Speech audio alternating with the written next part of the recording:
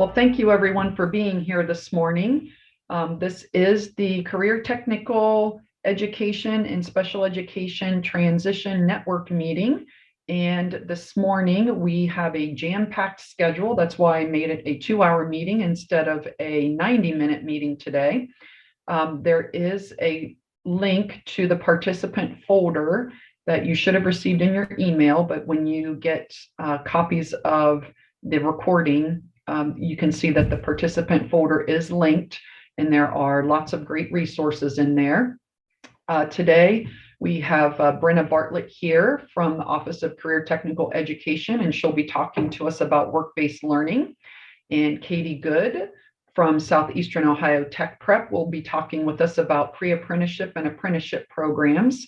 And then we'll be exploring some industry recognized credentialing opportunities and talking about some different ways that students in career tech education, as well as in regular high schools, are able to earn those industry recognized credentials. Our objectives for today, again, will be to understand work-based learning and pre-apprenticeship programs and how to create those opportunities for students, as well as looking at an opportunity that State Support Team 12 and 16 partnering together will have in regards to the Lean Six Sigma leadership credentials. So first up on our agenda today, we have Brenna Bartlett. She's the Assistant Director in the Office of Career Technical Education for the Ohio Department of Education. You can see at the bottom of this slide here, I have several resources that deal with work-based learning and students with disabilities and transition planning for secondary students, as well as a really nice PDF that displays all of the work-based learning options. So I'm going to go ahead and turn over my screen so that Brenna can get started. Maybe here. Whoops. Let's go back. There we go. It is saying that there's no participant screen sharing. Why is it doing that? Let me look here. Advanced sharing options. Try. Okay, Brenna, try again. It is working. Awesome. They've added buttons. The last time I got on here, I was able to just say share and it worked. All right. I think we should be good. Good morning, everyone. As Sherry said, my name is Brenna Bartlett. I'm an Assistant Director in the Office of Career and Technical Education. One of the primary areas I oversee is I co-lead our interagency work group on work-based learning. So I'm here today to talk to you a little bit about the basics. Some of you might be familiar with some of the foundational information. Also want to spend some time digging into the reporting and the way that work-based learning fits into our different accountability systems, both in CTE as well as in general education. So I believe there should be plenty of time for questions at the end as well. If you have any other general work-based learning questions that come up throughout the presentation, I'm happy to answer those. But I will go ahead and get started. First and foremost, I did just want to share, a lot of the times we get this question around why work-based learning, or why are we hearing about an increased emphasis on work-based learning over these past couple of years. And that really originated from our business and industry in the state of Ohio, identifying a need for more qualified workforce applicants. So we know, not just in Ohio, but across the nation, that we as a nation have been facing a skills gap. Less and less opportunity, or less and less individuals are prepared to enter the workforce or need additional training and those types of things. And we believe that K-12 education is a significant partner in making that happen for our workforce. So a couple of different groups then spoke to really what the need for work-based learning was.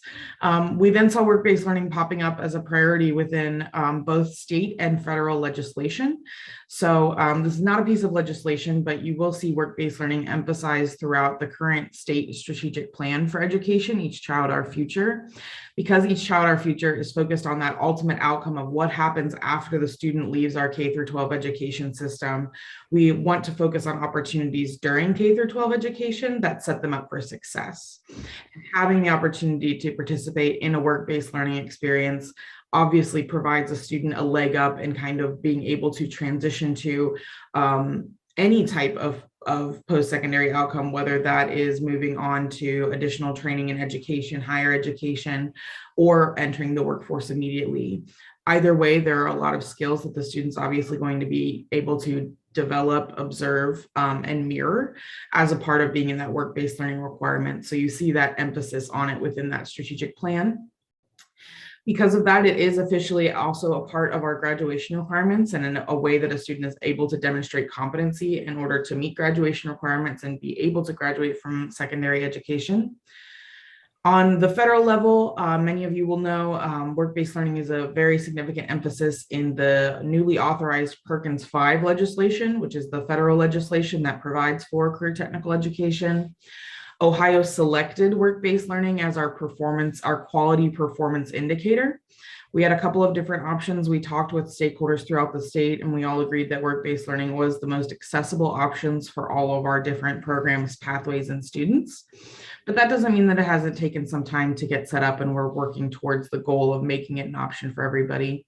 But it is an option, or it is a performance indicator for Perkins and through that federal accountability, which we'll talk more about later.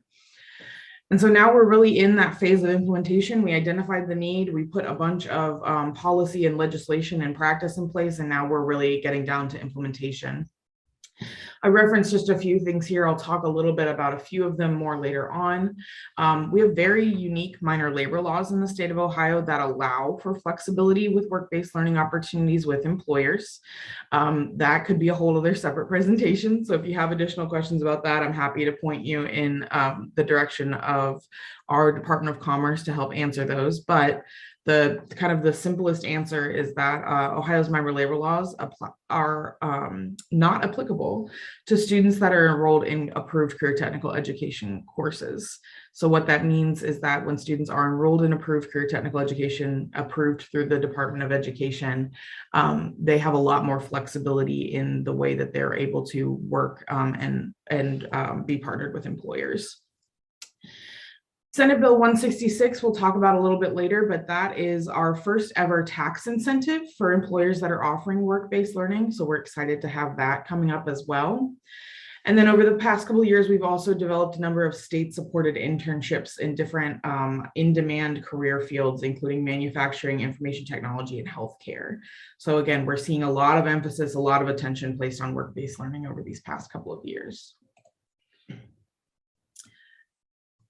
Many of you have probably seen this before. Our work-based learning definition in Ohio, we adopted the federal definition that comes directly from that Perkins 5 legislation. So this is that definition straight out of Perkins 5, which again, Ohio has adopted as our own statewide definition as well. What you see in this definition is a couple of things I'd like to point out, which is first and foremost, an emphasis on sustained interactions with community professionals, meaning that in all settings, regardless of the setting of a work-based learning experience, that students have the opportunity to interact with community professionals in different industries and businesses to help, again, mirror and mimic that employer-employee relationship for them. We always expect that work-based learning, what makes work-based learning is that alignment to curriculum and instruction. So we're taking a look at the learning that's happening in the classroom and seeing how it is aligned to the job tasks that are being completed.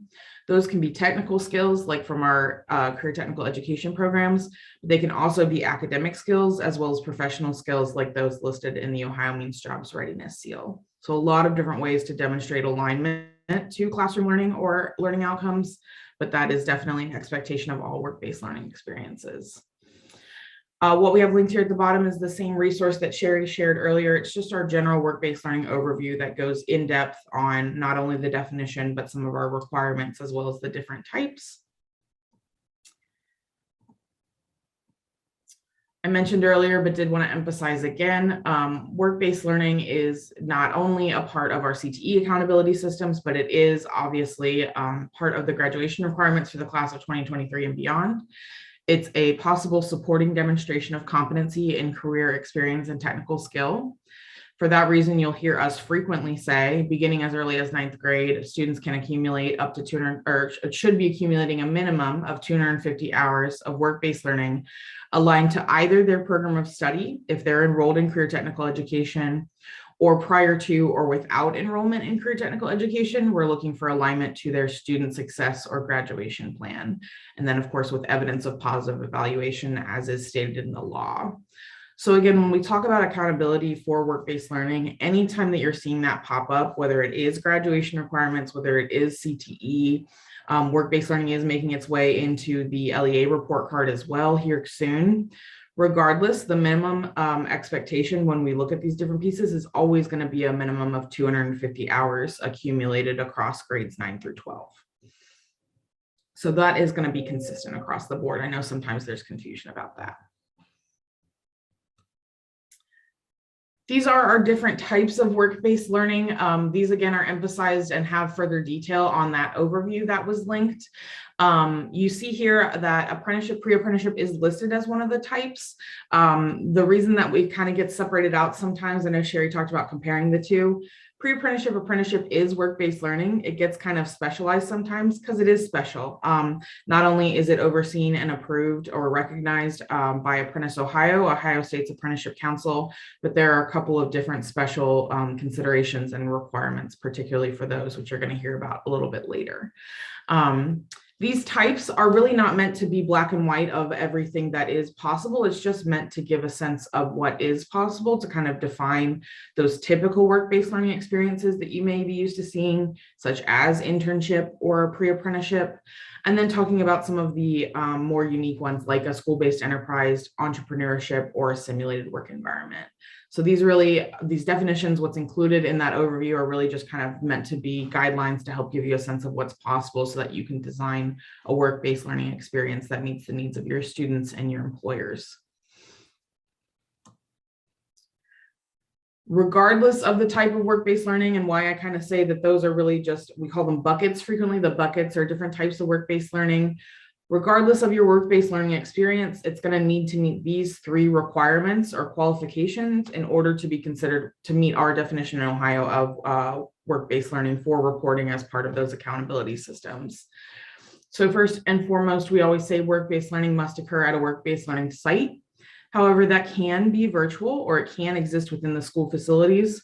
Really what that requirement is meant to distinguish is that work-based learning is separate from other classroom activities and treated separately from other classroom activities. It's as close to a real-world environment as possible, meaning that students have the opportunity to interact with clients, customers, community members in the same way that they would if they were in that particular industry. Really just in general, that requirement is meant to speak to us creating as much of a real world experience as possible. So even if I have a simulated work experience or a school-based enterprise set up at my school in which students are providing goods or services to their peers, to teachers, to educators, some community members, that they're still able to practice those typical job tasks of the industry, that they're still able to have that customer client interaction that they would be used to seeing in the typical working environment as well. The second requirement is that work-based learning experiences must be co-supervised and co-evaluated by not only an educator or an educational representative, such as a work-study coordinator, but also by either an employer, if the student is indeed employed, or a business mentor. So in the case, again, that a student is participating in a school-based enterprise or a simulated work environment and the work-based site is within the school facilities, there's still an expectation that an outside business mentor is participating in the experience. There's a lot of different ways that can happen. It's not a requirement that supervisor or that mentor is on site every day, observing every single hour of the student's experience. But again, remember, going back to our definition of work-based learning, we are looking for an opportunity for sustained interaction between the students and that business mentor that again allows them to demonstrate and work on some of the skills and behaviors associated with an employer-employee relationship. which we recognize as being distinct from an educator-student relationship. So really the educator serves in the role there to provide support to the student and help them continue on their educational journey. That employer or business mentor is there to not only provide future opportunities for the student based on the work-based learning experience, but also to give their perspective as a potential employer on what skills the student needs to develop and how they're progressing. Finally, a learning agreement needs to be in place. As I mentioned earlier, really what the learning agreement does is just documents that alignment between the job tasks of the experience and the learning outcomes that would be covered in the classroom or will be covered as a part of the experience. Once again, those can be professional, like the professional skills listed on the Ohio Means Jobs Readiness Seal. They can absolutely be academic skills, and they can also be those technical competencies that we have in our career tech education courses. The learning agreement is where you're also going to demonstrate alignment to the student's program of study, for example, when enrolled in career technical education. So if a student is enrolled in a marketing program, then we would anticipate there being alignment between the technical competencies in their marketing courses and the job tasks they're completing as a part of the experience. And that's something that will be worked through and demonstrated within the learning agreement.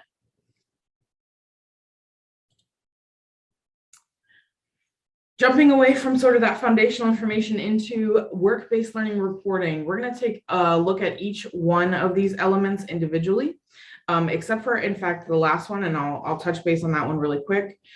These are the different reporting codes that would be used in EMIS to report and document work-based learning, again, as tied to those different accountability systems we mentioned. So the first one is the career technical program codes. We'll dive a little bit more into those, but just to give a general overview, those are the codes that are used to calculate performance on the career and post-secondary readiness measure of the CTE report card. The second line is perhaps the most important in that these work-based learning program codes, or the hours codes, as you'll often hear them referred to, these are what are tied to our CTE quality program review and Perkins 5 accountability systems. So if you are operating a CTE pathway, those are going to be the very important codes to be reporting for your students, in addition, of course, to the CTE report card codes. The final element that you see listed here, I'm going to mention now, and we're not going to dive too much deeper into later. This is just an exploratory element at the moment. It is part of the March D follow-up for our CTE students. What it asks for is a number of hours, an exact number of hours that were aligned to program of concentration. The reason that we have this exploratory element is because it is possible for students to accumulate work-based learning hours prior to enrollment in CTE, and then that would be a combined total that would be reported. So the March D element, what that's looking for is, again, those exact number of hours as tied to the program of concentration. So as I mentioned earlier, say that a student participated in some work-based learning experiences in 9th and 10th grade, then chose to enter into a CTE program in 11th grade. Those hours from 11th grade on that might be tied to program of study, those are the hours that you're going to be reporting as part of that March D collection. So that's why it's an exact number of hours. That's why it's distinct. And again, I'll emphasize this is an exploratory element. We're really using this element to learn more about the hours that are being collected tied to program of study to help us set future performance thresholds and targets for not only Perkins, but also for, again, the quality program review, which is at that pathway level. So again, I won't mention that third one again. We'll dive more deeply into the other two. Know that it's an exploratory element, takes place in March D follow-up.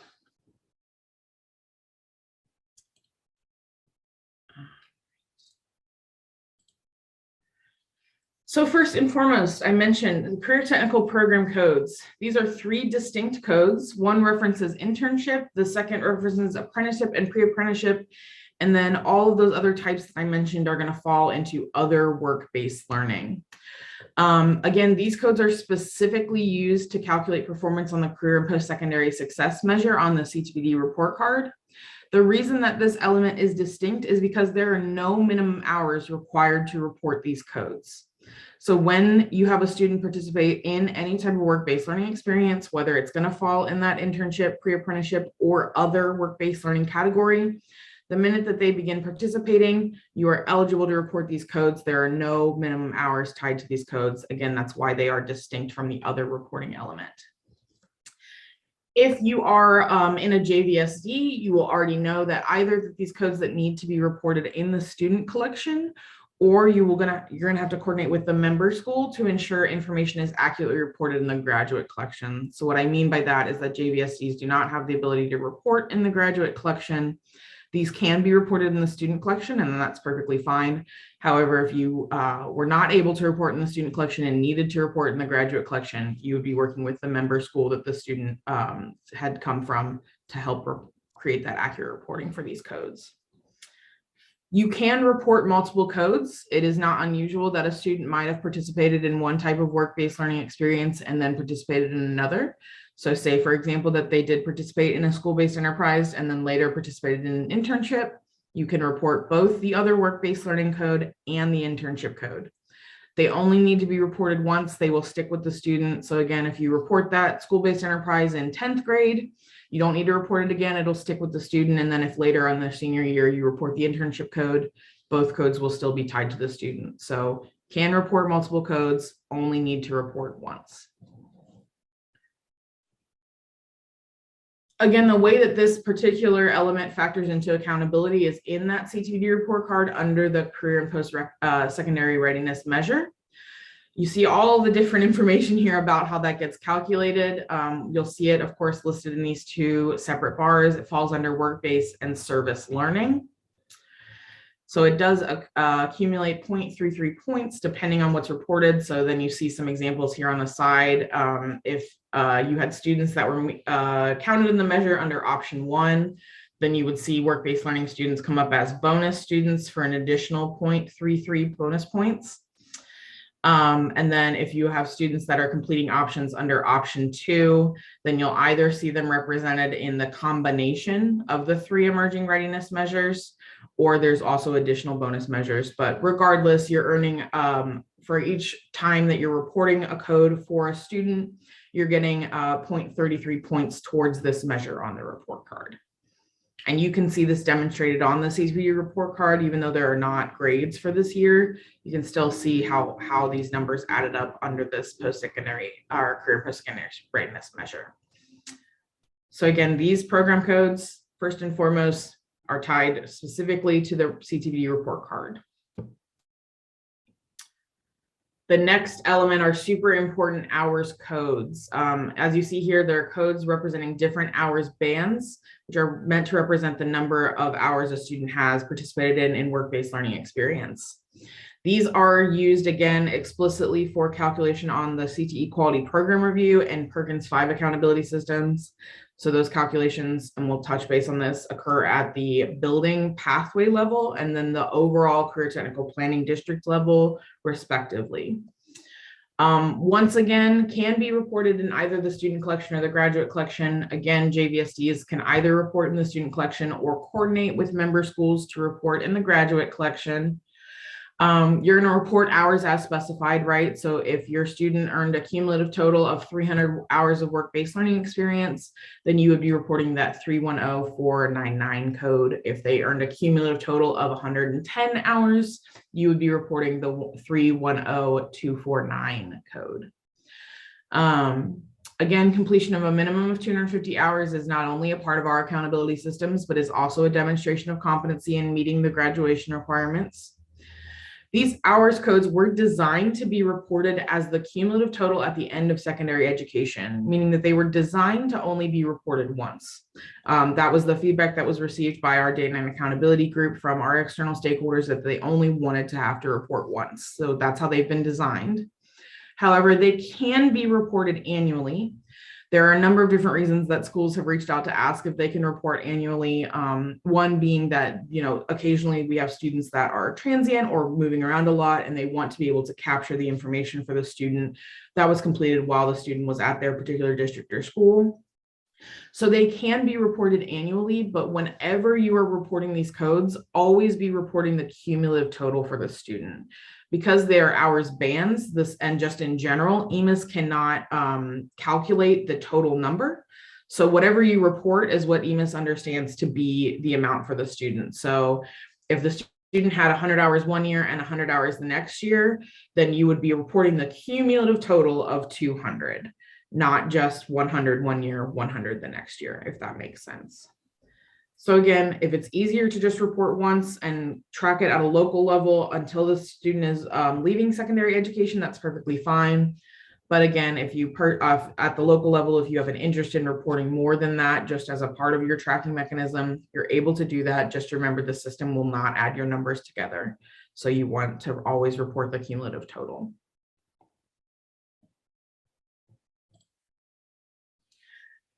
This comes up again in accountability at the CTE level as well as at the pathway level. So when I'm referencing the Career Technical Planning District level, this is part of our Perkins Accountability System. We do have thresholds for performance for the Perkins Accountability System that were set forth as part of our Ohio State Perkins Plan. So currently we are looking at the 2021 graduation cohort. What our target was for 12% of our CTE concentrators in the 2021 graduation cohort to meet that minimum of 250 hours of work-based learning experience, and it'll increase annually by 1%. So for this current class that we're going to see graduate here in a couple months, we're looking for them to have 13% of our concentrators within that graduation cohort meet that minimum of 250 hours. So again, those thresholds were set as part of the Ohio State Perkins Plan that was submitted back in 2019. Again, we are active with this data. Have already reported to USDOE for the 2021 graduation cohort. Those of you that are represent lead districts might be aware of the data that you reported for 2021. You may be participating in different Perkins monitoring processes depending on performance on that measure. When we look at the pathway level, or potentially easier to think of as the building level. So if you have a CTE pathway in your building, that's when we're talking about the CTE quality program review.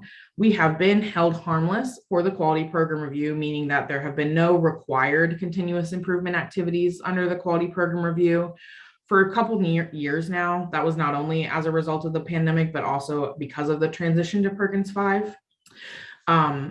Because also of the transition of the work-based learning being a new performance indicator and a new measure, work-based learning will actually be held harmless as part of the quality program review through up until the class of 2024.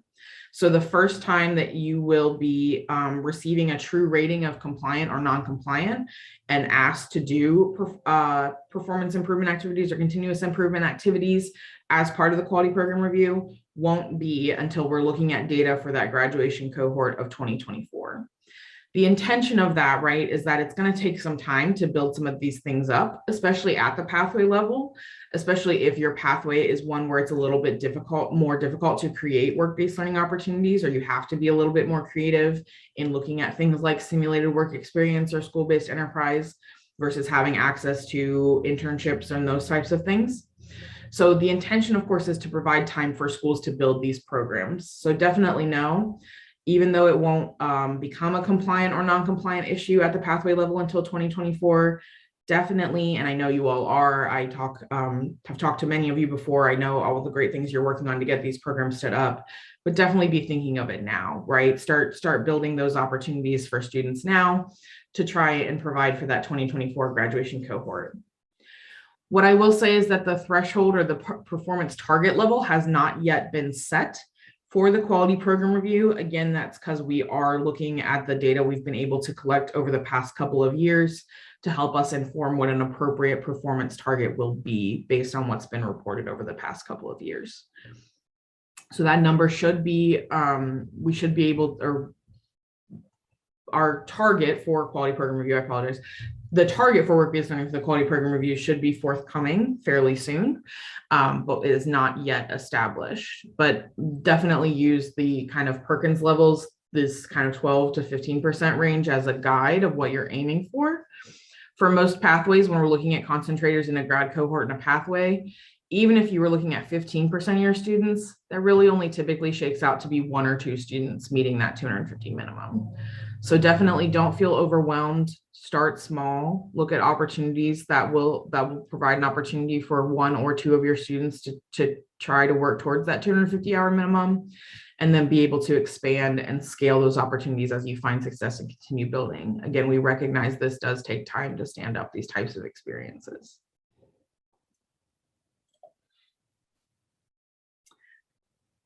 All right, that was a lot of information. So I wanted to take a moment here to pause for any questions. I do have a couple other updates I want to share with you after this, but again, a lot of information. So I wanted to take some time to answer any questions that anyone might have.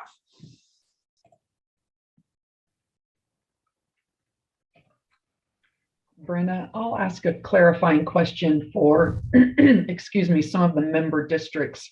If they do not technically offer CTE pathways, but they are looking at the new graduation requirements and trying to establish work-based learning experiences and pre-apprenticeship programs, would there be different EMIS codes they're supposed to use for that? Or should they be working more closely with their CTPD district to coordinate those?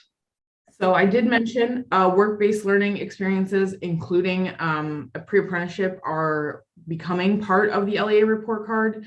Those specific reporting mechanisms have not yet been finalized. Okay. However, any districts that do not have CTE are still eligible to use these hours codes for reporting, and we will continue to use these hour codes for reporting. I think eventually they'll probably move out of just the specific career tech section of reporting. But again, for reporting the minimum hours codes for graduation or something like that, definitely use these hour codes. If you do not have CTE in your building, then you don't need to worry about these program codes, because again, these are going to be specific for the CTPD report card. Great, thank you for that clarification. Yes.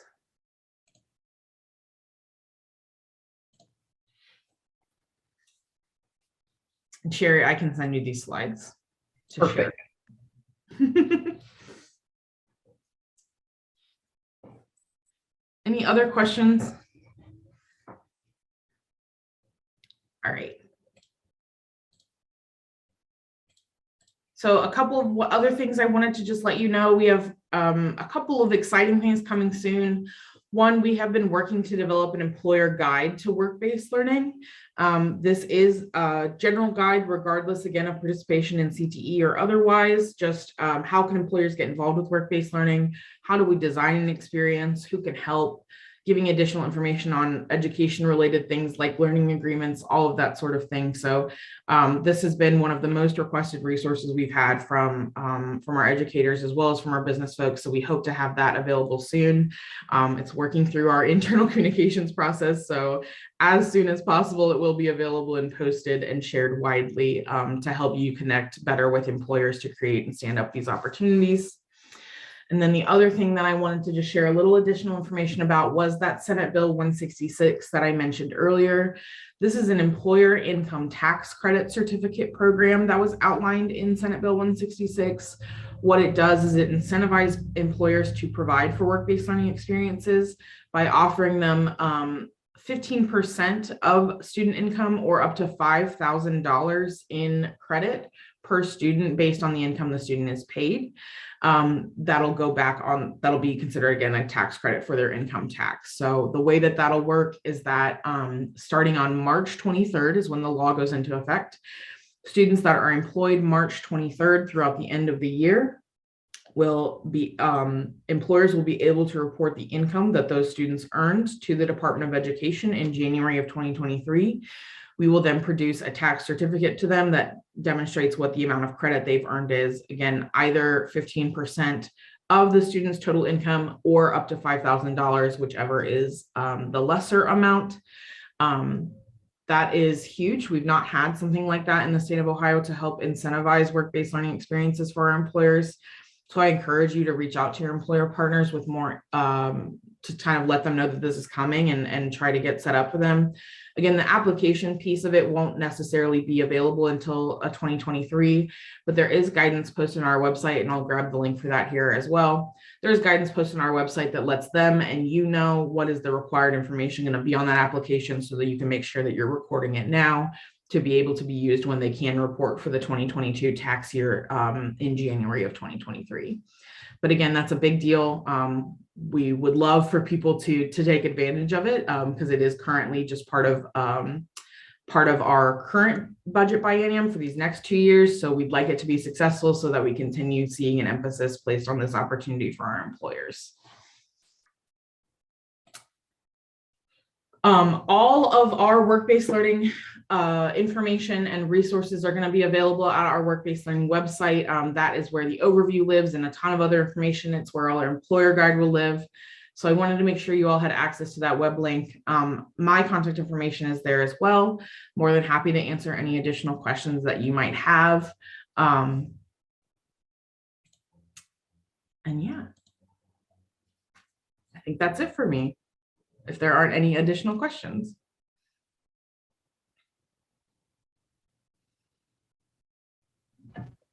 All right. Brenna, is it okay if I get some additional questions to forward those on to you? Maybe I'll just make a sheet if people think of questions later and send that to you to answer. Absolutely. Perfect. And I can put that in the participant folder too if we end up getting more questions. Thank you so much, Brenna, for taking time out of your morning and sharing all of that very important, detailed information with us. I think a lot of our attendees today really needed that information to help them kind of guide their programming outlines and to know how to report things to EMIS in order to get credit for all of that great work that they're planning and working on now. All right, next up we have Katie Good. And Katie, I want to make sure that you have permission to give a shameless plug for Success Bound, because that ties right in to what Brenna was talking about partnering with those employers. So I think you should be able to go ahead and take a hold of that screen. Okay, I appreciate the time for the shameless plug, and I will start out with that.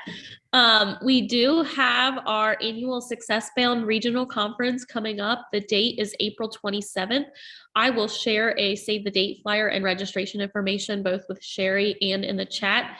This year, we're going to host it at the Lafayette Hotel in Marietta, Ohio.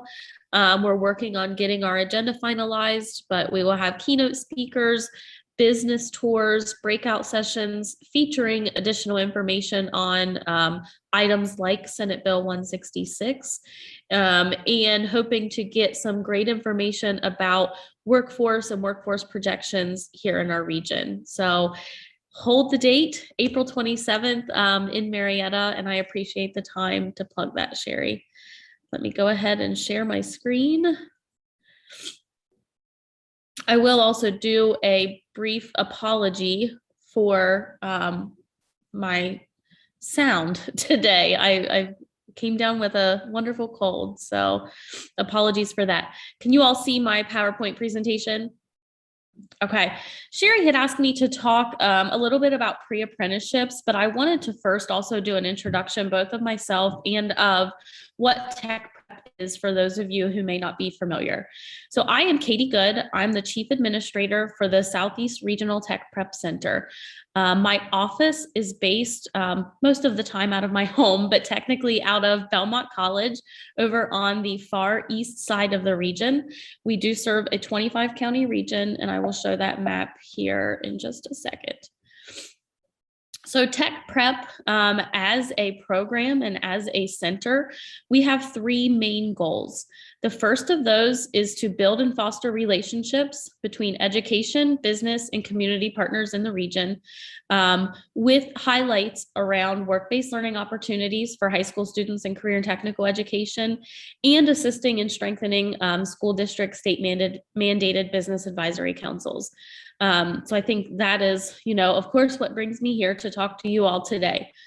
Our second goal is to assist our education partners in our region in developing high quality career technical education pathways and programs of study. So those of you who have CTE pathways in your buildings are familiar probably most with Tech Prep and our assistance in the CTE 26 system, which just finished up. Actually, today was the last day that CTPDs had to approve those applications. So some of you may be most familiar with that part of our work. And third is to provide universal technical assistance to our partners in the region on related career education topics. Also, what brings me here to talk with you all this morning. We are a grant that's jointly administered by the Ohio Department of Education and the Ohio Department of Higher Education. Brenna is our director at the Ohio Department of Education, and we really enjoy working with her and value her knowledge and expertise. As you all saw this morning, she is very knowledgeable and is always willing to answer questions. So if we do not know the answer, we have Brenna to reach out to. We are a regional structure across the state. We follow the same 6 state regions as the Jobs Ohio regions. You can see our large green chunk there in the Southeast region. And I believe less, maybe 1 or 2 counties, Sherry, it mimics your 2 state support team regions. So for those of you who are on the call across the region, this just kind of gives you a highlight of who your local tech prep regional coordinator contact might be. So we have regional coordinators that are placed at each of these colleges that you see on the map. Up in the far northeast corner at Eastern Gateway Community College, there's Melanie DiCarlo. At Zane State College, Tara Adornetto. Belmont College, Valerie Reed is our coordinator. And as I mentioned, that's where my office is. That at Belmont College is our fiscal agent for the region, but I do serve the whole region. Washington State Community College is Trevor Cochran. I just noticed I have not updated this slide in the last month. At Hawking College, we now have Sean Terrell. So I need to update his name. Down at the University of Rio Grande and at Shawnee State University, Harmony Keller serves those counties. And on the super far west side of the region at Southern State Community College, there's Terry Bennett. So we do serve a very large region, but we have a lot of support for all of our schools all across that region. If you would like contact information for your local tech prep coordinator, please reach out to Sherry or myself, and I will make sure I get that to you. So now to kind of the meat and potatoes of the presentation, talking about Ohio State Apprenticeship Council recognized pre-apprenticeships. These are programs that teach the basic technical and job readiness skills for a designated apprenticeable occupation or industry sector. So I did most of my information in my presentation today surrounding pre-apprenticeships. And as this says, a pre-apprenticeship is a program that's going to kind of lead into a pathway into a registered apprenticeship. So it has to be partnered with an apprenticeable occupation. This pre-apprenticeship prepares participants for registered apprenticeship training. However, it does not mean an automatic acceptance into that partnered registered apprentice program. That was something I was kind of surprised to learn the more I've worked with pre-apprenticeships, that it does not guarantee acceptance into that partnered registered apprentice program. Another really neat thing, and we'll look later in the presentation at the approved apprentice programs across the state. Do not just think of apprenticeship and pre-apprenticeship as those typical trades. It is much, much more than the typical labor trades and things like that. There's wonderful apprenticeships that exist in IT, in healthcare, in water treatment facilities. So the options are pretty much endless if you want to create a pre-apprenticeship for your student. A pre-apprenticeship that is recognized typically features classroom and lab setting, but may also involve worksite visits, job shadowing, or other activities that are outside the program facility. And this provides that exposure to the work environment for those targeted occupations. So something, and we will look at the source for this. This comes from the Apprentice Ohio operating template plan. There is no minimum required hours for a registered pre-apprenticeship when it comes to work site placement. So there is a lot of flexibility when you're designing your pre-apprenticeship program for your students to make it work, and to include internships, to include job shadowing, to include career exploration activities.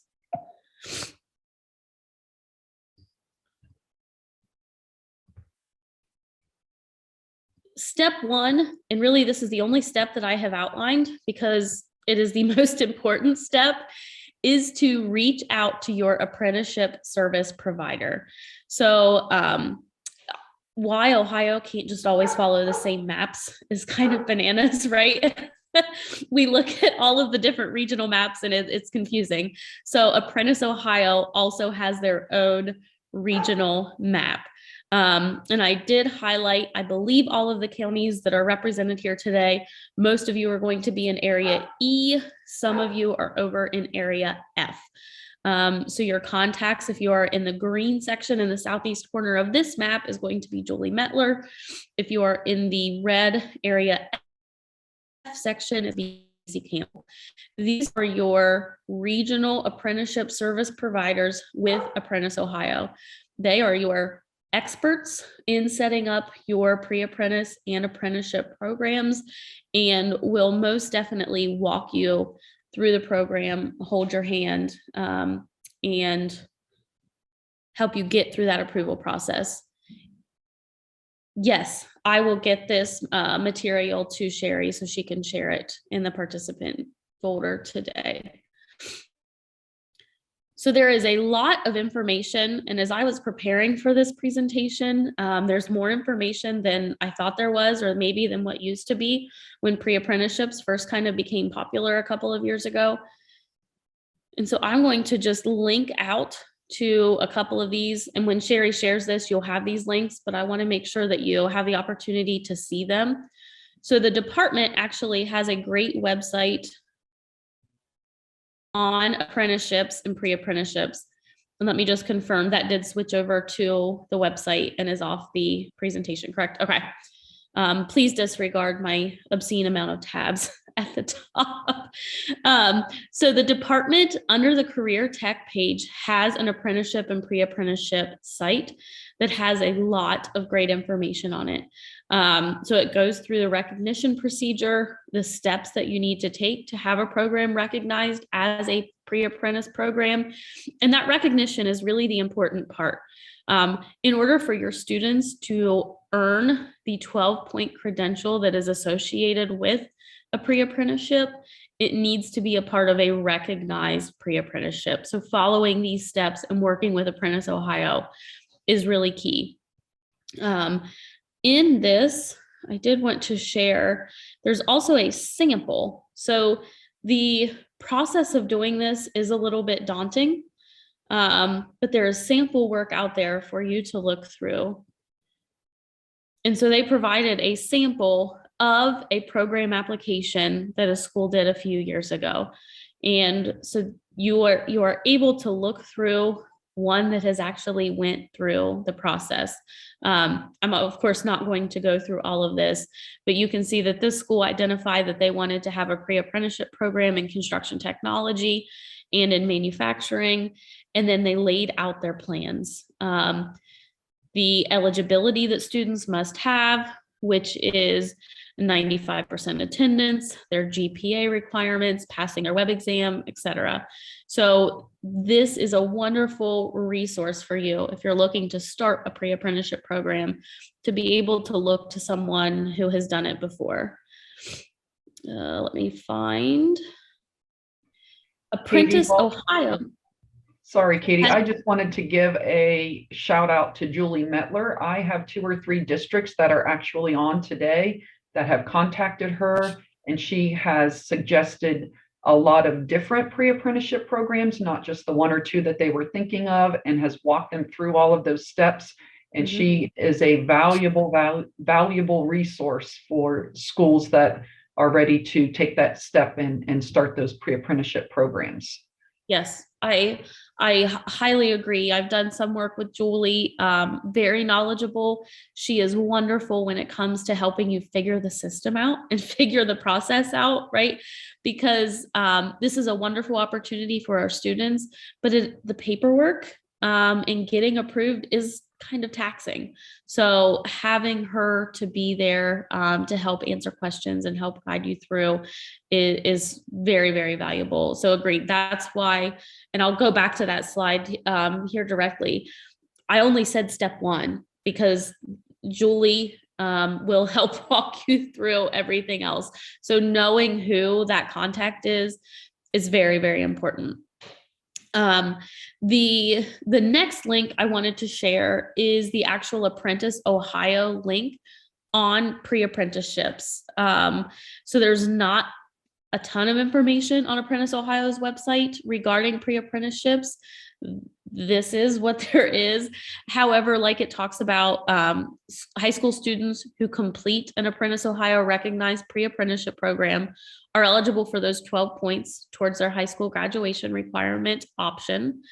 And the one other that I wanted to really pull out from this one is the developing a pre-apprenticeship program. So this is a lot more in-depth, step-by-step and guide when it comes to developing your state-approved, recognized pre-apprenticeship program. As it says also, it is a good idea to consult regularly with your apprenticeship service provider, which would be for a majority of you on the call today, Julie Metler. So you want to identify those industry clusters. Similarly to when you're thinking about starting a career tech program, what is the need in your local area for pre-apprentices? We want to make sure that we're preparing students for high skill, high wage, high demand occupations and careers when they leave our buildings. So identifying the actual needs, so those students are going to be able to be successful once they complete this program and once they leave high school, is always going to be step one. In this, there was one other thing I wanted to pull out, is provided an operating plan template. I apologize if I'm making anyone dizzy by flipping between screens. However, this was very informative. There are notes next to each page. So when you're debating starting a pre-apprenticeship program for your students and you're looking through this, there are things to think of, considerations on each page. So this would be the operating plan that you will work with your Julie Metler, or, and I'm blanking on the name for the west half of our region, but you will work with them to fill this operating plan out to submit to be approved. And this is the one where we had looked at earlier that Vanguard, we have their template that they used a few years ago. So you'll select your industry cluster. There are definitions that are used throughout, such as an internship, such as job shadowing.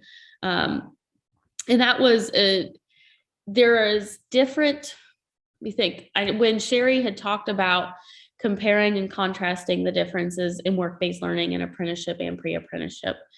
So pre-apprenticeship, of course, is one of the options to complete your work-based learning, but it may not always get to that 250 hours because pre-apprenticeship has the opportunity to not be super work-based learning intensive and do more internships and job shadowing opportunities than a traditional work-based learning experience. I would, of course, most definitely recommend that they do include significant work-based learning because that is what's best for the students, and that would be what creates a high-quality pre-apprenticeship program. But that is one of the differences that separates the two. So this will be linked as well. Let me get back to find. There we go. And the last thing that I wanted to look at, so you can see the breadth.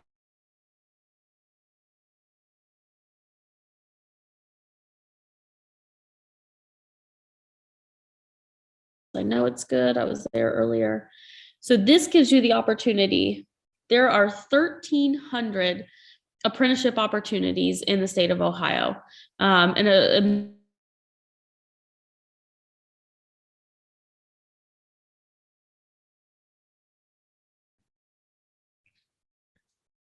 I back? Yes, now you are.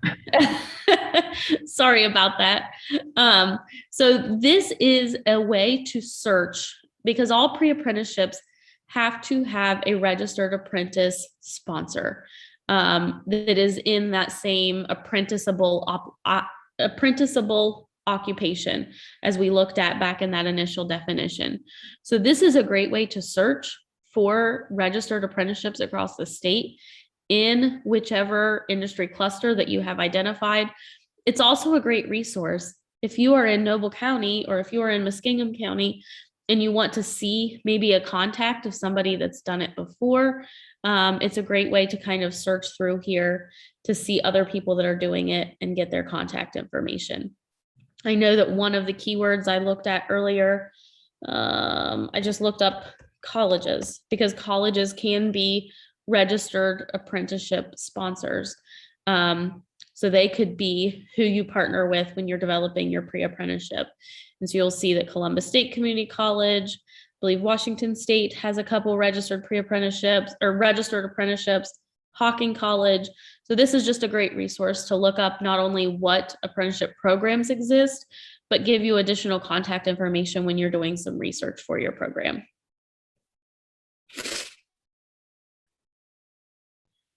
So as we kind of discussed, pre-apprenticeships can fall in a number of different buckets. One of those is being an industry recognized credential. So a completed pre-apprenticeship program certificate is one of those industry recognized credentials that gets you 12 points towards graduation across all career clusters. So you'll see that the EMIS assessment code is listed and that your vendor is Apprentice Ohio. It has to be a registered pre-apprenticeship though. So starting back at step one and working with your regional contact is still going to be step one. But if you want to offer it as an industry recognized credential for a pathway to graduation, just a little bit of additional information there. Similarly, you can offer it as a CTE Preapprenticeship course. That crosses all pathways. There is a specific subject code if you want to offer it as a part of your pathway that you are offering. In this case, the pre-apprenticeship does have hours assigned to it when you're offering as a part of your CTE program. It includes that classroom and on-the-job training, but it still must be OSAC recognized, that Ohio State Apprenticeship Council recognized. So once again, we would go back to step one of contacting and working with your regional contact. I, with permission, stole this from a presentation that was done last fall by ODE, kind of outlining apprenticeships and pre-apprenticeships when we're talking about using it for work-based learning experiences. As Brenna mentioned, the student should be at a work site that is determined by the recognized pre-apprenticeship operating plan. That student has to interact with clients and customers, as is commensurate with the work environment. They should have a designated business supervisor when using this as a part of a work-based learning plan. And again, it should still be recognized through a recognized, can't get this to move, apprentice program. And there also, obviously, when using this as a part of a work-based learning experience, has to be a learning agreement in place, and that has to be aligned to the program of study. So there will be learning standards, how that will be demonstrated for your work-based learning experience, and how that will be, how the evidence will be provided for that demonstration. I know I kind of sped through that information, so I will pause there and see if there are any questions that I can answer and or get the answer to.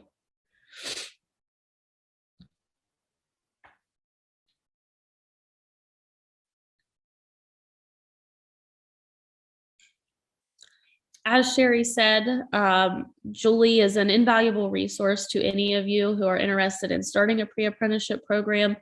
It is an incredible opportunity for your students to gain industry, partnership, work-based experience, and earn potentially that 12-point credential for their graduation requirements.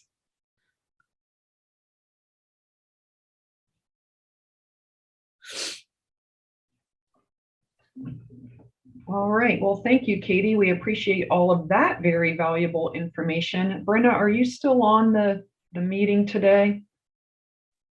I am. Would you be able to explain to some of the districts if they do not offer a CTE pathway, but they would like to use pre-apprenticeship programming? Would you explain how the graduation plan ties into that? So when we are talking about alignment to either the student success or graduation plan, students are still identifying as part of those planning processes what their industry or job occupation of interest is. So, whether they say, I might want to be a teacher one day, or I think I really like cars, I'd like to work as a mechanic or in automotive service.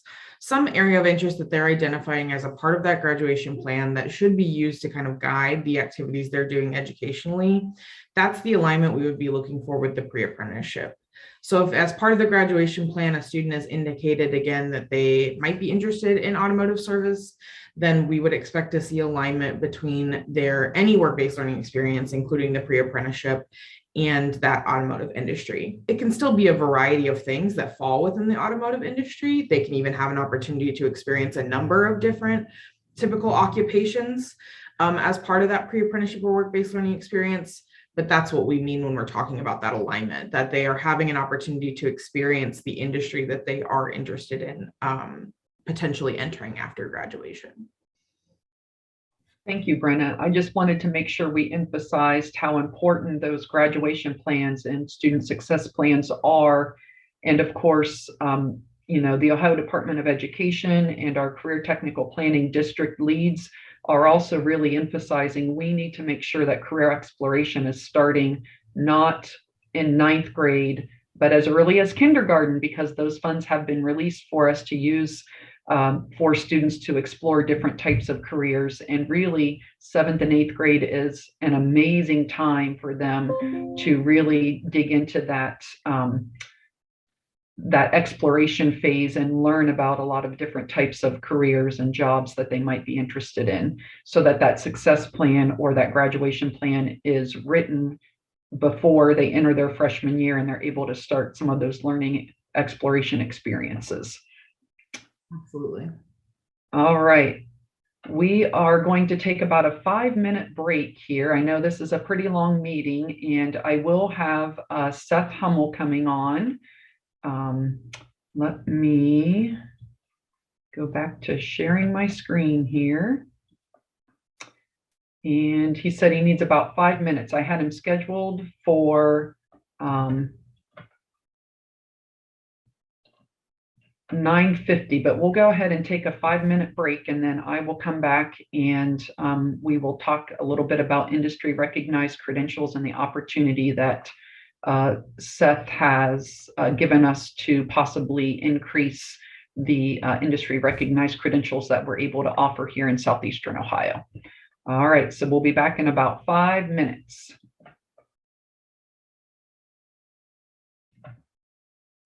Okay, everyone, we are back. I hope everybody had a chance to get a quick drink and stretch your legs a little bit. I have Seth Hummel here, and he is going to talk with you a little bit about an opportunity for Lean Six Sigma credentialing for staff and students. Before he gets started, I wanted to make sure that you all had links to the different vendors that are available on Ohio Department of Education's website to offer credentialing services to your districts, as well as a guide to credentialing services and credentials by career field. The nice opportunity about Lean Six Sigma is that it does cross all career technical pathways. And so students who are in any career technical pathway, concentrator, and or students who are in high school could be eligible to earn these credentials to meet the competency attainment piece of the graduation requirements for the class of 2023 and beyond. So Seth, I am going to go ahead and share my screen with you so that you're able to share information with us. Thank you. And I am recording again. Okay, we are ready to go. All right. This is like the 10,000th Zoom I'm sure everybody has been on in the last 2 calendar years. So that's really pleasant. Let me share my screen. I'll share my second desktop with you so you can see the presentation. Okay, this is creating a generation of problem solvers and leaders. Not only am I going to talk about Lean Six Sigma, I'm also going to talk about our Leadership Excellence certification. Our company mission, our company name is Maximum Potential. Our mission is to help organizations and the people who work there reach their full potential. But our mission for our work with schools is to create a generation of problem solvers and leaders. Let's see, we can go to the second page. So our purpose, obviously this isn't a webinar, but the Zoom is to present how we can work together so you can help us create that generation. Here's our agenda. I'll walk through these slides, 27 total slides, 30 minutes, depending on how much like my father I am, I might tell a story or two. But if I'm like my mom, I'll just be very succinct and to the point. So I'm going to give you a little bit of a history lesson here. It's a short one though. After World War II, we were responsible for helping the country of Japan put themselves back together. And what we did was General MacArthur was in charge, and he brought over an American scientist named Dr. Deming. Dr. Deming created statistical process control. SPC was part of what helped us win the war. And he knew that Dr. Deming would help the Japanese. They were starving. They weren't really able to get their industry up and going again. And he basically said to the large families who own businesses in Japan, like the Honda family, the Toyota family, the Kawasaki's, the Hitachis, every name you know, he said to them, listen to Dr. Deming, follow him, or you'll starve. And Dr. Deming worked with the Japanese for close to 30 years before he really came back to the United States and started helping companies in the US. It was in the early 80s when he came back to the US, but he helped them create what was called, or what is still called in Japan, total quality control, or Kaizen. In the US in the 80s, it was called total quality management. My business partner was part of the organization that was the first company outside of Japan to win their National Quality Award. It was Florida Power and Light. They won the Deming Prize. Japan named their National Quality Award after Dr. Deming. Ours is named after Baldridge, who was a politician. They named theirs after Dr. Deming because he helped basically save their country. After Florida Power and Light in 1989, after they won the Deming Prize for their work, Motorola in the United States wanted to win the Deming Prize. They were making pagers in the early 90s, and they had about 100,000 defective pagers out of 1 million that they made. And they called their quality program Six Sigma because it represented 3 defects per million. So that's where the term Six Sigma comes from. It really is a misnomer to what it really is. It doesn't help explain it. The term lean came from one of my professors at MIT, Dr. Jim Womack. He wrote a book called The Machine That Changed the World. And when he got to Toyota, he was studying the automotive industry. He stopped because they had what is called the Toyota production system. And they're always working on removing waste. So he coined the term lean. And over the last 30 years, Lean and Six Sigma have joined together as a term. Lean Six Sigma, some people call it continuous improvement or operational excellence. Basically, in short, Lean Six Sigma is team-based problem solving, team-based structured problem solving. So using tools and a structure to go through the problem solving process. And the structure is DMAIC: define, measure, analyze, improve, and control. And it's an evolution of Plan, Do, Study, Act. If anybody knows what Plan, Do, Study, Act is, that's the Deming cycle or the Shewhart cycle. And some people even call it the scientific method for experimentation. Dr. Deming and Dr. Shewhart created that cycle. And this define, measure, analyze, improve, control is a 5-step process, where that's a 4-step process. Lean Six Sigma used to have an 8-step process. And when my business partner, Mike Fedotowski, was working with Jack Welch at GE, Jack Welch said, I don't want 8 steps. I can't remember 8 things. I want 5 steps. So Mike had DMAIC already developed for small businesses.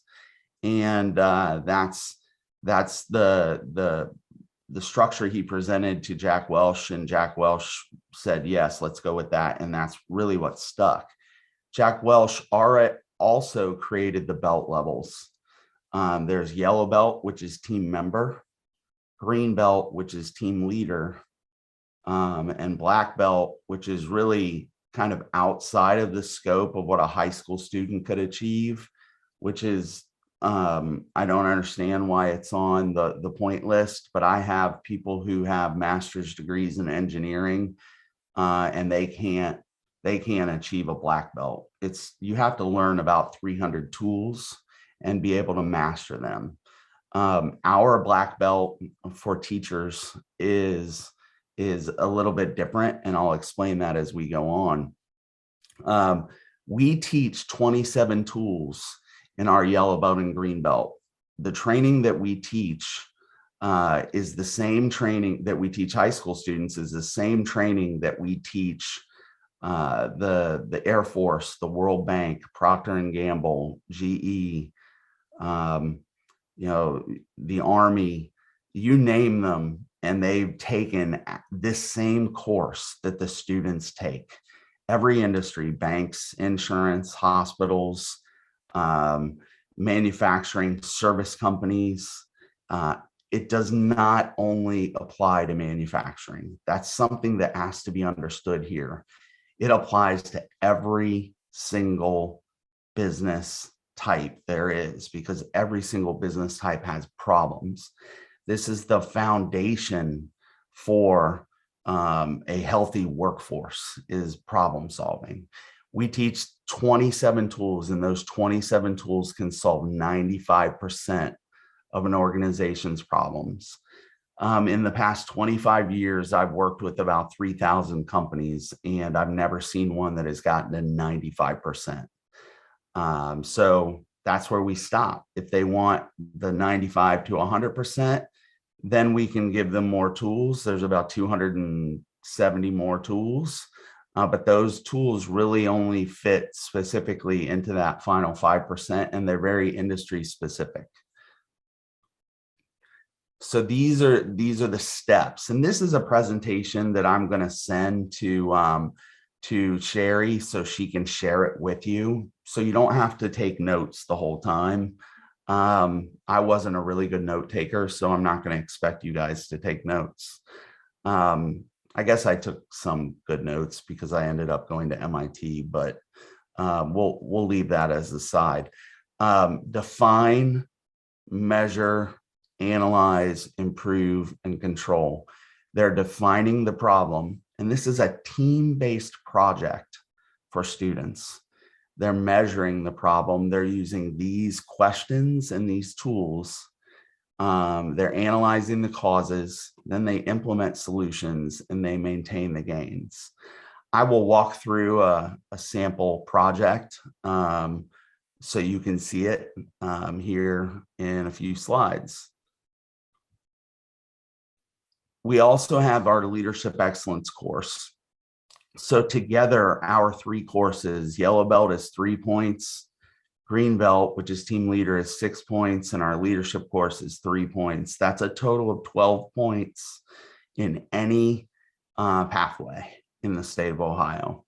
In other states, they don't use pathways, but they're still having us help them implement this training because they see the value for their students. But our leadership course is we really teach self-leadership.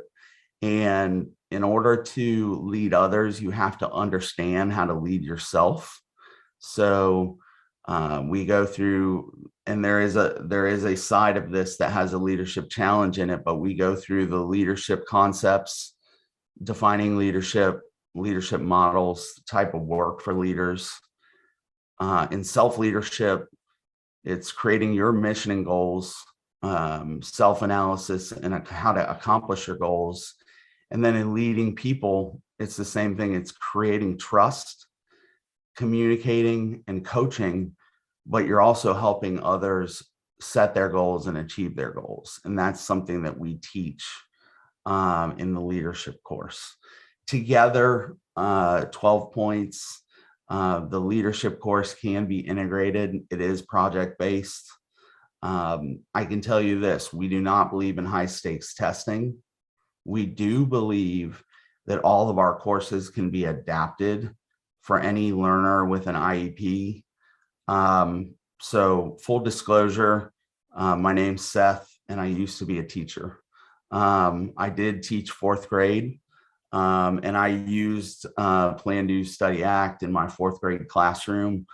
After that, I came back to Dayton, Ohio to work for my parents' consulting company, and that was 26 years ago. So I have a bachelor's and a master's in education, and I have post-grad study at MIT in problem solving, innovation, and business systems design. So it kind of, my skill set and my background really pushed me into working with schools on this because it's something that I'm very passionate about. My wife is also an educator.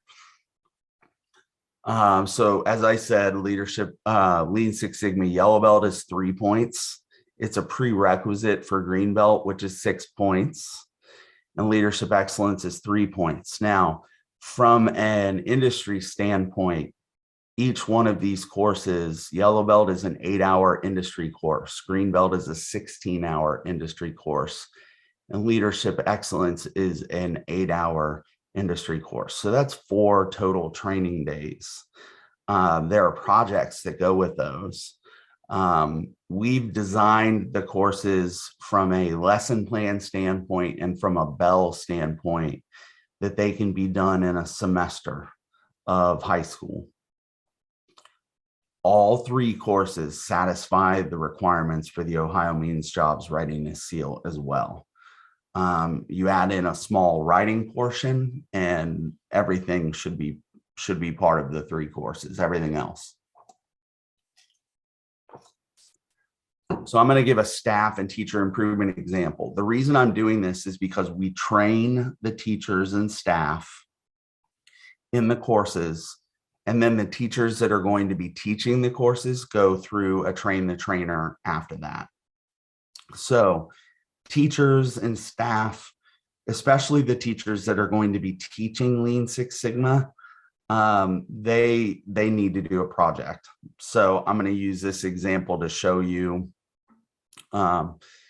this school wanted to improve the process for data collection within their career tech department, delivery of data for EMIS. And I tell you what, I read a bunch of EMIS stuff one night because I couldn't fall asleep. And that's how I fell asleep. The EMIS information, obviously it's how you guys tell the state what's going on, but this specific school was having a problem getting information into the hands of those that needed to input it into EMIS. They showed us their what's called a SIPOC, which is one of the tools: supplier, inputs, process, outputs, and customer. They measured the problem. Their goal was to increase data collection by 10% and improve teacher satisfaction by 20%. So probably none of you have systems that you have to interact with that are ineffective. That's just an assumption, but I'm sure all of you do.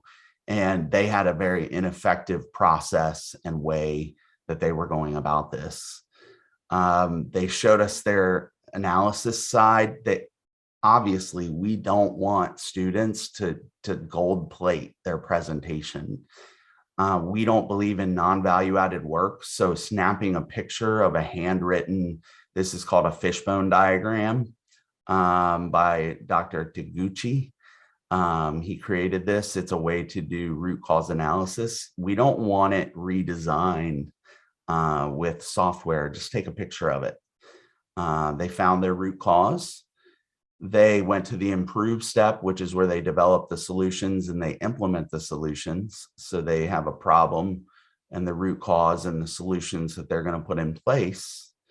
And then they go to control, which is maintain the gains. Part of control is where you analyze the data again to see what your results were and then do standardization.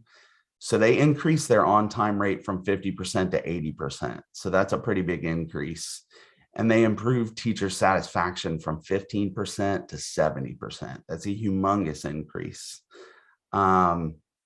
Maintaining their gains, they trained all the employees on the importance of data collection, how to use the form.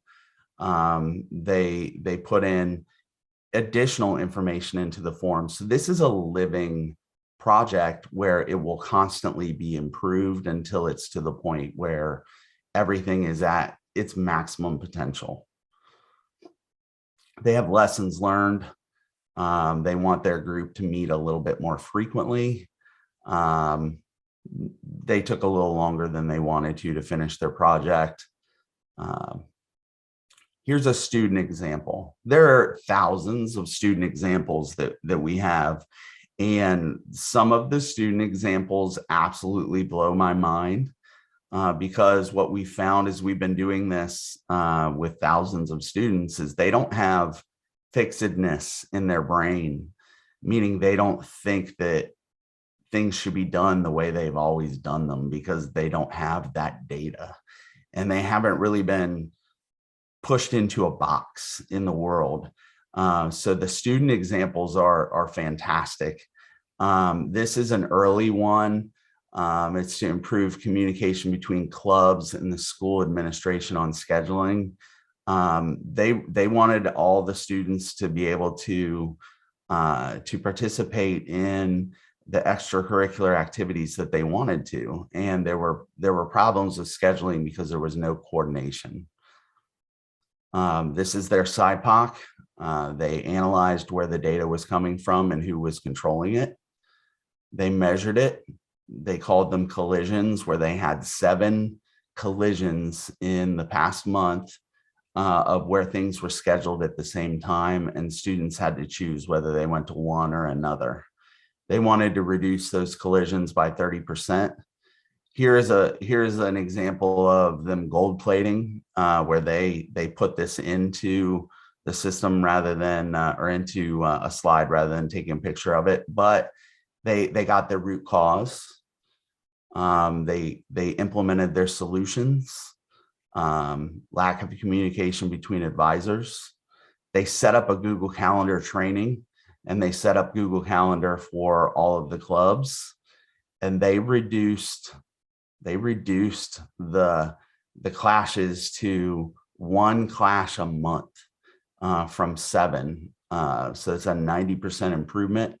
Their goal was 30%. And they trained all the teachers how to use the Google Calendar. I'm sure that was fun for those students. Some of our clients, as you can see, our high school clients or ESCs or career centers are on the left. A few of our industry clients are on the right. As you can see, there are a number of types of organizations on that list. Those are also companies that value an employee that has a yellow belt or a green belt. So much so that we have students getting jobs out of high school at some of these organizations and moving quickly up the corporate ladder, which is fantastic. The 3 steps that we have for organic capability to offer Lean Six Sigma and leadership excellence credentials are: we train your staff and teachers, and that group of teachers and staff do projects to help your school.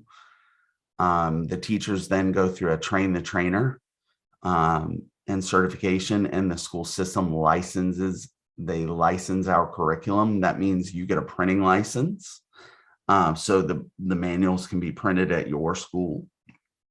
You also get access to our masterclass style videos for Lean Six Sigma, all the coaching that you would need as part of that license. And we've got hundreds of certified trainers / teachers in Ohio, Georgia, and Florida that meet together online and share resources.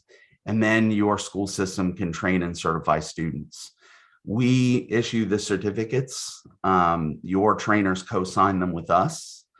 We're the only organization that can create trainers. However, once your school has a trainer, that person can also train other people in Yellow Belt and Green Belt within your school system. So it can be used for professional development. More information you should know about. In this scenario, the cost is dramatically reduced because there would be a consortium of schools doing this together. Ideal for the program, it depends on how the school functions. If this is going to be an integrated course or courses into a separate class, ideal would be business, math. It just depends. It can be taught alone or it can be integrated. We absolutely allow accommodations for students with disabilities. You just come up with what you need to come up with based on their IEP and move forward. There are quizzes with the Yellow Belt and the Green Belt, but the quizzes are open book. There is no test to get your Yellow Belt and Green Belt. It's project work, and the students have to work together to do the projects, and they have to present out on the projects. We want them to do this hands-on. What required training will the district need to provide? The credentials, and I'll go through that on the last side. Is technical assistance available? Always. We're an Ohio-based company. We're south of Dayton, in Washington Township. What formats are available? There can be online live, it could be online recorded, and in-class live. In-class live is obviously the best, but we know over the last 2 years that may not always be available.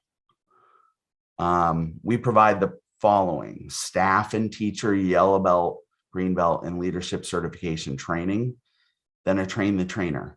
So if you want to be a trainer for all 3 courses, you're going to go through 6 days of training total. If you want to be a trainer just for Lean Six Sigma, you're going to go through 5 days of training. So adding in that leadership certification, that's a combined class and train the trainer in 1 day. We provide a digital material license for printing, staff and student web-based tools for course support, masterclass style videos for Yellow Belt and Green Belt. We always provide coaching to our teachers, either over Zoom or on site.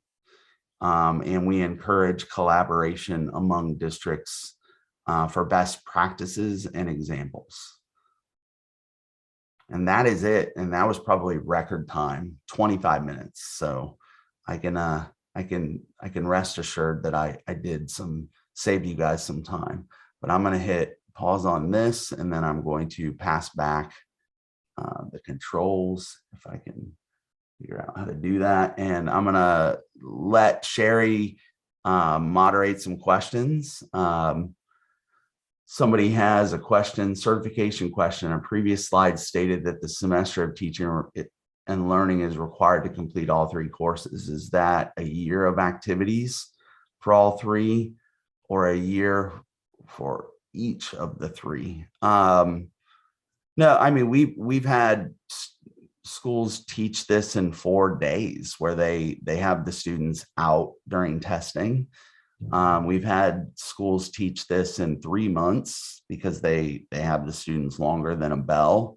We know that the courses are broken up into bells and can be taught over a semester. And then there's typically a semester of project time. So it could be a year, but it can be compressed into a semester as well if the students are working on their projects at the same time. What I found and what I should have assumed is that not all school systems work the same. And in fact, there are like 20 different variations for how students are taught and broken into classes. And I think it's interesting how some of the schools are getting this done, but it's really up to you guys how you want to do this, because we provide you the tools, but then you can work the solution into the format that you need.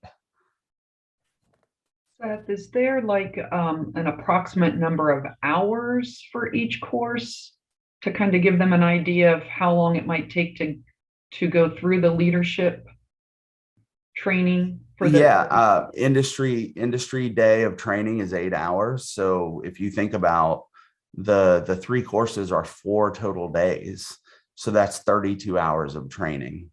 But we know you don't get a full hour of learning with the students. You know, if a bell is 50 minutes, maybe you get 40 if you're lucky. So we know that, and that's why it's broken into bells in some cases, but you also get the full courses, so you can split them up how you need to.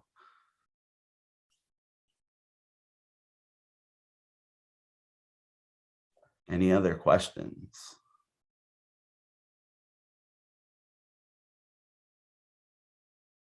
I'm not seeing any in the chat. They may need to digest this information. This has been a jam-packed full meeting. Okay. There is a question about where the trainings are offered. That is going to really be determined by the districts that are interested in doing this. Correct. We bring the training to either closer to your location or at your location. So it will probably be at one or both of the SST offices, would be my suggestion. So it's kind of a central location. Sherry, I have a question. Yes. Seth, would you recommend doing the Lean Six Sigma, the belts, in one semester and the project in another semester? What's your recommendation on that? So they're going to start the project during the training, because the training is not theoretical. They actually scope their problem, and when they learn the tool, they try to apply it to their project. So it doesn't take a full second semester to finish the project, but they're definitely not done with their project when the course is done, because they have to collect data after they implement the solutions. So it typically takes a full semester of ins and outs in a school to get all 3 courses taught, as well as probably 50% of the project done. And then there's another month or 2 beyond that to get the rest of the projects done. Okay, thank you. You're welcome. Seth, there's a question about the trainings. Are they all on site? Are they Zoom? Are they a combination of the two? How do the trainings work? Trainings for teachers to get certified, we prefer that they all be on site. However, we know that in some cases, depending on policy, some needs to be over Zoom. Yellow belt can be over Zoom, but green belt really should be on site, because that's where you get into the team-based. You know, you really have to dig in with your team, and it's hard to do that on Zoom, as you guys know.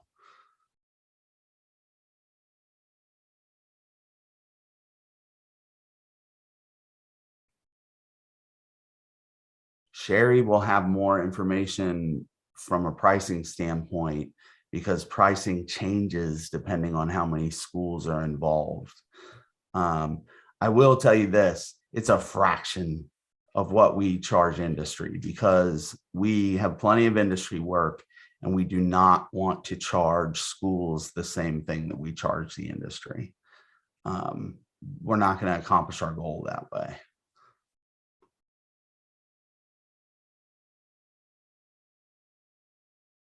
I'm trying to practice teacher wait time.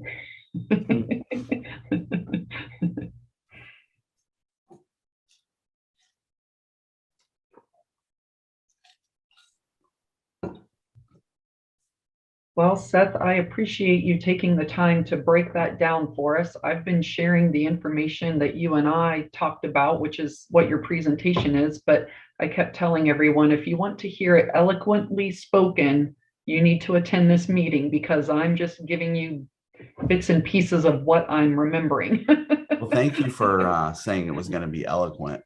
That's probably the first time anybody's ever said that about me, but all right, well. Thank you. And again, I'm going to put my email address in the chat. So anybody can email me if they have a question, but also can go to Sherry and she'll have the presentation here in about 5 minutes. All right, great. And this meeting is also being recorded. So those of you who are present at the meeting, if there are others that couldn't attend and you would like to share the recording, you'll have all of the information then to be able to share that with others in your district. Okay. Well, thank you very much. And I hope you all have a great day. Thanks, Seth. Have a good day. Thank you, Sherry. You too.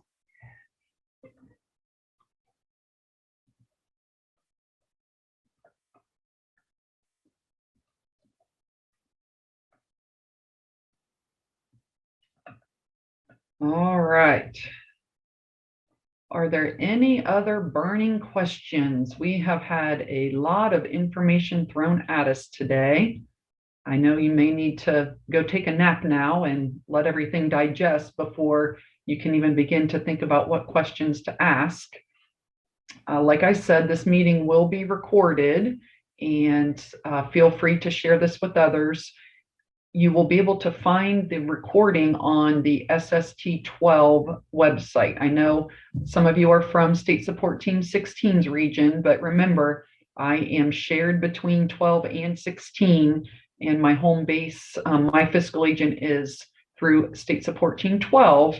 So you will be able to find this information on State Support Team 12's website, and I will try to see if we can send the recording out to everyone that registered. I also wanted to make sure, let me find my chat here. See if I can, nope, it didn't work. Brenna has already shared her slides with me. So as soon as we get off of the meeting here today, I will put Brenna's slides into the participant folder.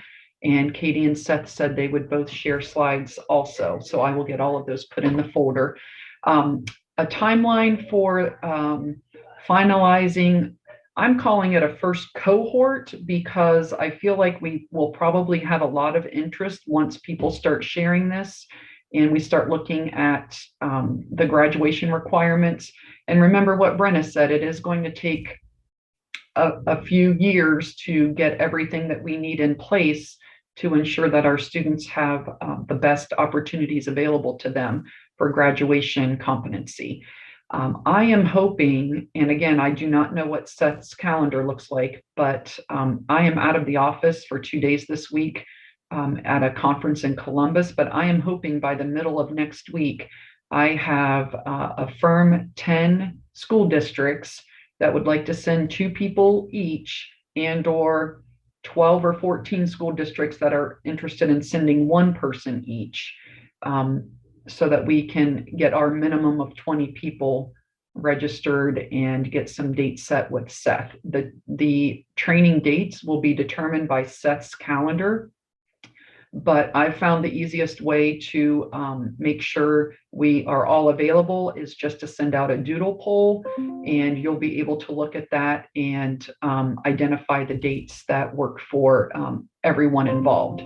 So we will take a look at those training dates. We can start as soon as Seth's schedule is available. If your district is interested in providing some stipends to work over the summer, we can do that. Like Seth said, we need 6 total days of training in order for teachers to be credentialed to offer this in your schools. So depending on the group that signs up, we can offer this a training 3 days in a row, 2 days the next week. We could do 6 total days in a row. We could do a couple days a month. It just depends on what the entire group is interested in doing. So if you are interested, please reach back out to me in email after you've heard this presentation, and I will be reaching out to those of you that have already contacted me, because I have had several of you express a very high interest in this. If you have any other questions, I will be available the rest of the day today, but I will not be available tomorrow. So you may email me, but please give me about 48 hours to return emails, because I will be out of the office. Are there any other questions before I let you guys go? It's even going to be early after all of that information. All right, well, it was great having all of you on here today. I hope you found this information beneficial. Lydia, would you mind dropping the, do you have the evaluation link? You don't? I do not. Okay, let me get that real quick. Somewhere, here's a couple more ideas before I let you go also. In your participants folder, those of you who are part of a CTPD district, that means you offer career tech education courses in your high schools, or you are the career planning district lead. There are external Perkins review dates in your participants folder, and your comprehensive local needs assessments are also going to be due here by the end of May, mid-June. So if you need any assistance with those, feel free to reach out. I do have a self-review tool that I would like to go through with all of the CTPDs for the external Perkins review. It's 3 or 4 pages, and it really highlights some ideas to think about when you're serving students with disabilities or those Perkins special populations. And let me see here. I'm going to stop sharing my screen so I can get, let me see, here's the evaluation. So let me put that in the chat now. Maybe.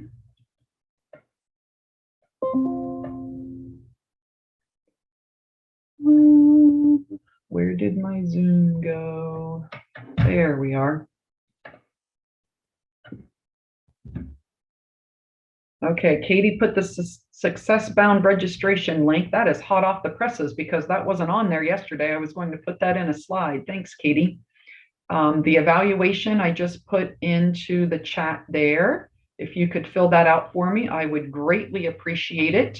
It will help me determine the types of information that we offer in the future. Lydia, am I forgetting anything else? I feel like there's something else. You can drop the link for their certificate for today. Oh, yes. Thank you. Thank you. That one is right there. And the evaluation is anonymous, so we don't collect your emails for that. And the certificate is not tied to the evaluation. So for those of you that hung out with us for 2 hours today, you can bank those 2 hours and use those for your recertifications.